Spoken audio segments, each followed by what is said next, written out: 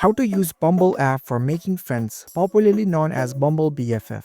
I'm gonna guide you through the process on how to do it. Let's get started. First of all, on your phone, head over to the Bumble app. Launch the app on your phone. After you are in the app, make sure that you are logged in with your account. Now, in order to use the Bumble app for making friends, also known as BFF, which stands for Best Friend Forever, first of all, you need to go to your profile settings. In the bottom left, you can see your profile icon, tap on it. After you're in your profile page, next up, in the top right, you can see the settings gear icon, tap on it. In the settings page at the top, you can see the type of connection option, tap on this. Over here in this page, you can configure your preference.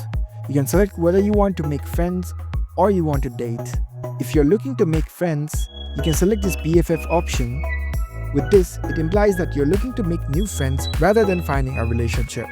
Once you select this option, you can tap on this continue with BFF button, select got it, and there you go. Now you can use this Bumble app for making friends. If you found this video helpful, don't forget to give this video a thumbs up and subscribe to our channel for more tech tips. Thank you for watching.